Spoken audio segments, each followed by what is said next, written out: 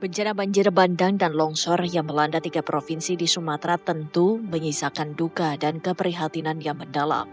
Tidak hanya bagi warga terdampak, namun juga seluruh masyarakat di tanah air.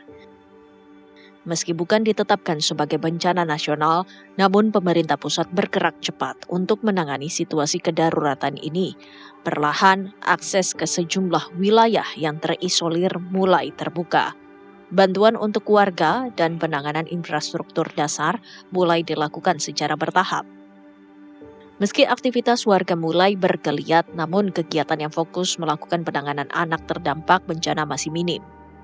Menurut data Kemendikdasmen, sekolah terdampak bencana sebanyak 1.009 sekolah, dengan rincian 310 buah di Provinsi Aceh, Sumut sebanyak 385 sekolah, dan Sumbar sebanyak 314 sekolah. Artinya, ratusan ribu siswa dan guru tidak dapat melakukan kegiatan belajar mengajar seperti biasanya. Bagaimana langkah yang dilakukan pemerintah untuk memastikan pendidikan siswa terdampak tidak terganggu? Manakah yang harus diprioritaskan, penanganan trauma siswa akibat bencana yang dialaminya atau percepatan proses belajar mengajar? Tim TV One mengabarkan.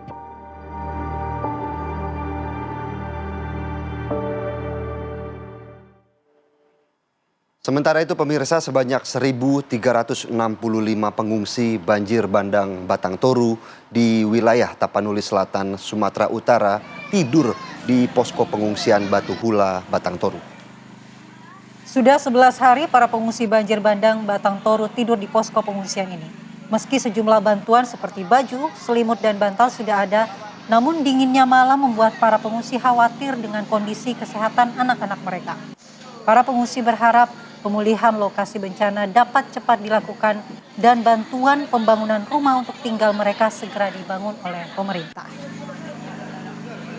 Seperti yang bisa kita lihat, Andi Kumala dan juga pemirsa, di mana para pengungsi sejauh ini juga masih terus berjuang untuk mendapatkan air bersih, makanan, listrik pun juga kita bisa lihat bagaimana sulitnya untuk mendapatkan listrik di sana, Andi Kumala. Masih sangat-sangat minim. Betul. Apa yang harus didapatkan oleh para pengungsi ini? Bagaimana kalau kita air melihat bersih yang sangat sulit ya di daerah raut wajah mereka yang masih kebingungan seperti itu ya, bagaimana kemudian kondisi psikologi mereka setelah mendapatkan bencana alam, banjir bandang dan juga longsor yang tentunya menghilangkan seluruh harta benda milik mereka. Kita ingin mengetahui bagaimana kondisi terkini para korban banjir di Tapanuli Selatan. Kita bergabung dengan Wana Sari yang sudah berada di Tapsel, Sumatera Utara. Selamat pagi Wana, apakah di sana para pengungsi sudah tersentuh oleh bantuan yang mulai masuk? Ya, malam dan pemirsa, saya berada di salah satu pengungsian, tepatnya di Batu Hula, Kecamatan Batang Toru, Kabupaten Tapanuli Selatan, Sumatera Utara.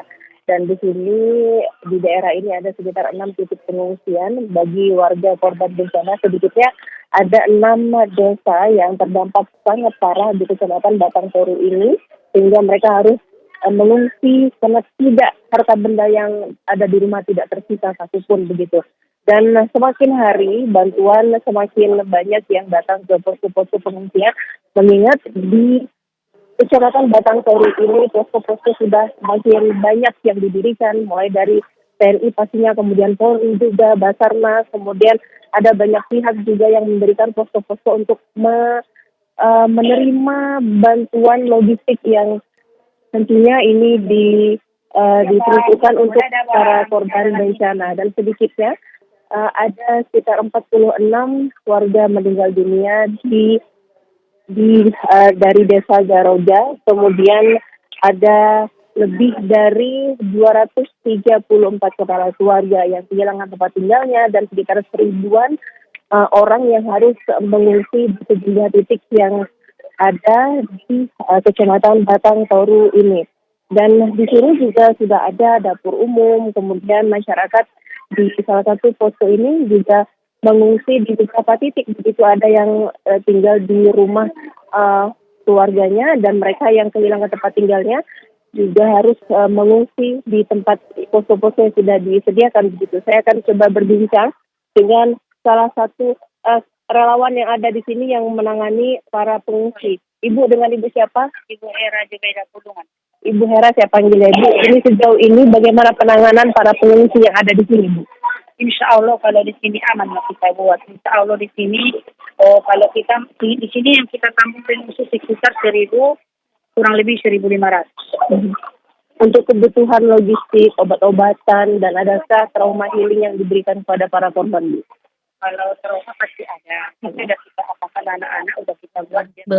Biar ketawa lagi udah kita buat segala cara yang termailang udah kita buat. Ibu-ibunya pun yang kita kasih pandangan ya harus sabar, ikhlas, ini kan cobaan dari Allah gitu kan. Jadi kalau untuk posisi masak di sini kami setiap hari kami masaknya beras saja 1 ton 500 kilo untuk 3 kali makan satu hari. Insya Allah kalau untuk makan aman. Ibu, sejauh ini apa yang paling dibutuhkan oleh para korban? Para korban kalau bisa tunggu tempat tinggal mereka kan istilahnya udah banyak udah nggak ada. Kayak di Garoga itu paling tinggal sisa-sisa puing rumah berapa rumah gitu kan. Semua udah habis lah, udah habis total lah, Bu. Ya kalau bisa ya gimana caranya lah rumah mereka lah yang terbangun lagi. Sama kalau bisa sekolah lah. Sekolahnya hancur, sekolah di Garoga itu udah nggak ada. Huta Godang pun pokoknya udah rusak semua lah gitu. Baik, Ibu, terima kasih Iya. atas waktunya. Ya, pemirsa, inilah sebagai upaya recovery atau pemulihan para korban bencana banjir dan longsor di Kabupaten Tapanuli Selatan, Sumatera Utara sebagai salah satu daerah dari 3 kabupaten kota yang ada di Sumatera Utara yang terdampak bencana banjir dan longsor. Saya kembalikan ke Philip dan Malan. Banyak banget yang belum dijangkau. Di jalan gitu. Sampai peler aku kerendam. Baik, terima kasih Wana Sari untuk laporannya langsung dari wilayah pengungsian di Batang Toru. Tentunya kita berharap bagaimana seluruh pengungsi di sana juga terus mendapatkan bantuan yang mereka perlukan dan juga dukungan moral yang tentunya juga sangat perlu diperhatikan untuk para korban bencana alam di sana. Iya, betul sekali Philip. Jadi bantuan fisik ini bukanlah satu-satunya yang dibutuhkan, tetapi juga bantuan psikologi, kemudian pemulihan mental trauma dari bencana yang dihadapi. Kita akan bahas dengan narasumber yang juga sudah hadir di studio. Ada Mas M. Iqbal, psikolog dari Universitas Paramadina. Relawan juga yang kemarin juga sudah datang ke sana ya, turun langsung ya, Mas Iqbal ya. Kemudian ada Mbak Ciki Fauzi, influencer sekaligus aktif juga sebagai relawan dan juga terjun langsung ke Pulau Sumatera kemarin. Selamat pagi Mbak Ciki. Saya langsung mau ke Mbak Ciki terlebih dahulu, Mas Iqbal ya. Ladies first. Ini senior ini. Mbak Ciki, sudah melihat langsung bagaimana kondisi di sana. Seperti apa kemudian bisa Mbak Ciki gambarkan kepada kita? Daya rusaknya luar biasa sih menurut aku. Ini recovery-nya kan panjang banget. Dari segi apa? Dari segi material atau dari segi psikologi? Material iya, psikologi juga iya ya sepertinya. Kalau psikologi itu saya banyak ngobrolnya sama ibu-ibu, sama anak-anak yang pas kita bikin pendampingan pendampingan psikologis ya. Jadi sebelum ngedongeng kita kayak acknowledge perasaan-perasaan anak-anaknya gitu ya sama teman-teman pasukan dongeng. Itu tuh banyak banget yang bingung, takut, bingung gitu. Pas ditanya ngobrol beberapa satu persatu, ya bingung karena orang tuanya di posko yang berbeda atau ini yang aku nempel banget ceritanya bingung karena becak yang biasa ibunya cari rezeki itu hanyut gitu. Jadi ya anak-anak itu tuh masih banyak yang bentuknya tuh kebingungan. Ada juga yang beberapa jahitan yang udah dijahit sama tim medis dan lain sebagainya. Mungkin pada saat hanyut ada hantaman dan lain sebagainya. Jadi ya dampaknya seperti itulah kurang lebih dari segi psikologis. Kalau dari cerita yang kemudian anak-anak dan juga ibu-ibu mungkin sampaikan kepada Mbak Ciki, apa yang kemudian keluh kesah seperti apa sih Mbak yang mereka sampaikan? Keluh kesah yang sebenarnya tuh yang sangat mereka ungkapkan adalah mereka kelaparan.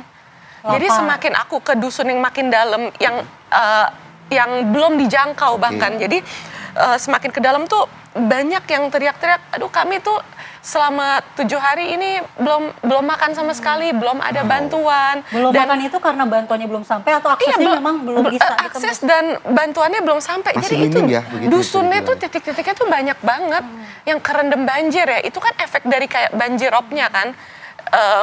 Iya, jadi kayak ngegenang. Cuman kalau aku berdiri juga kayak ada arusnya. Masih ada aku tuh nggak ngerti yang IPA gitu ya. Cuman pas aku di sana aku juga mencerna ini aneh gitu. Kanan kiri di beberapa dusun dan juga jalan ke sana itu sawit banyak banget, tapi nggak nyerap air. Jadi kayak nyemplung-nyemplung di antara sawit gitu. Ya, airnya tidak terserap. Ya pohon juga sih, tapi airnya tuh nggak nyerap. Ya itu mungkin dari segi ininya mungkin teman-teman yang lebih paham bisa ngejelasin ya. Cuma pas aku di sana, ya kondisinya seperti itu sih. Mbak Ciki, dari beberapa video yang kemudian viral ya di media sosial, Mbak Ciki juga salah satu relawan yang kemudian berhasil menembus ke area yang mungkin juga masih minim bantuan, berada langsung di tengah-tengah mungkin ibu-ibu dan anak-anak yang juga kesusahan. Seperti apa kemudian yang Mbak Ciki rasakan saat itu? Aduh, yang dirasakan adalah aku ngerasa ini nih bencana ekologis yang hulunya tuh keserakahan manusia sih. Itu yang sempat bikin aku sebel banget. Karena gimana ya? Ini kan kebijakan yang mungkin kayak ya ini Jangka long panjang way, ya, bom waktu gitu. Di situ aku sedih banget sih, kayak kenapa segelintir orang melakukan ini demi kekayaan segelintir orang, tapi dampak kesusahannya tuh untuk jutaan orang. Aduh. Lihat wajah anak-anak mereka seperti apa di sana waktu itu, Mbak Ciki? Bingung, Mbak, banyak banget yang menggigil. Saya aja meler-meler ini karena kerendam terus. Tapi gitu. dengan menghadapi anak-anak ini, kalau Mbak Ciki lihat kan, mereka merekam langsung peristiwa itu. Apa yang terekam dan kesan kuat apa yang ditampilkan oleh anak-anak ini terhadap bencana itu? Tadi sih yang saya sampaikan, mereka bingung dan takut mostly. Dan ya apa ya, kondisi mereka tuh kayak dari yang aku ngobrol, uncertainty-nya tuh ya ketidakpastian itu yang mereka rasakan tinggi. Kayak bagaimana ke depannya, wow. Ya karena daya rusaknya tuh luar biasa ya. Menurut saya luar biasa sih. Kalau dari ibu-ibu yang diajak ngobrol, apa yang mereka ceritakan? Mereka, wah kebanyakan tuh masih kelaparan, Mbak. Jadi orang kalau lapar, itu tuh nggak gitu bisa bercerita apa-apa. Intinya lapar dan butuh makan. Karena ada banyak dusun-dusun yang kita kan pakai mobil pick up yang rodanya gede-gede kan. Itu ya yang bisa itu di beberapa titik mesti kita jalan dan namanya juga relawan NGO ada batasnya. Kita bisa bawa makanan yang kita udah masak di dapur umum seberapa sih Kak, buat ke dusun berikutnya pastinya udah makin dikit akhirnya pas dusun berikutnya banyak orang tidak udah kebagian dapet. Jadi akses sih. Mas Iqbal. Ya, saya secara pribadi sangat emosional karena saya pernah sekolah di Aceh, saya lahir di Medan, orang tua saya di Sumatera Barat. Oh iya, punya keterikatan ya. Gitu. Makanya saya sampai sekarang bingung kenapa Pak Presiden tidak mau menetapkan ini sebagai bencana nasional. Pak Presiden punya TNI Polri, punya dana, jangan menghemat gitu. Kenakan hari ini berkantor di daerah bencana itu, kan ini nyawa. Di negara lain satu aja warganya terancam, dia selamatkan. Ini masih sudah ribuan orang yang teraniaya gitu. Makanya saya nggak habis pikir, ada apa ini? Makanya kami turun ya, melihat yang mereka bingung adalah mereka nggak ada kepastian gitu loh. Kasihlah harapan, masa hope aja nggak berani. Saya sedih sekali, Menteri Sosial bilang hanya mau dikasih yang meninggal 15 juta. Ini manusia gitu loh. Rumah mereka nggak punya. Yang di Langkat kemarin, ada seorang bapak, dia kehilangan 60 ekor kambingnya. Dia menangis gitu. Saya mau apa lagi? Sawahnya terendam. Jadi efek ekonomi yang ini yang paling berat. Makanya harus ada insentif ekonomi dari pemerintah. Makanya di daerah bencana, kita belum bisa trauma healing saat darurat ini. Kita apa? PFA, Psychological First Aid. Apa itu? Mendengarkan mereka. Mendengarkan. Hadir untuk mereka. Bawa mereka ke tempat yang aman. Penuhi kebutuhan dasar. Lalu hubungkan dengan keluarga terdekat. Itu pertolongan awal psikologinya. Jadi itu belum ada gitu loh. Mereka nih masih bicara, saya ketemu yang di Langkat itu 3 hari. Dia berdiri di atas rumahnya, ya rumahnya udah setinggi atap, baru datang pertolongan 3 hari. Gitu loh. Mas Iqbal, tapi kalau dari apa yang disampaikan oleh Mbak Ciki tadi bahwa melihat langsung para korban di sana, apakah ibu-ibu maupun anak-anak, bahkan seluruh korban itu terlihat bingung dan juga kelaparan. Apa yang harus dilakukan secara psikososial dan FDA tadi dengan kondisi ini? Nanti kita jawab usai jeda ya Mas Iqbal. Tetaplah di Apa Kabar Indonesia.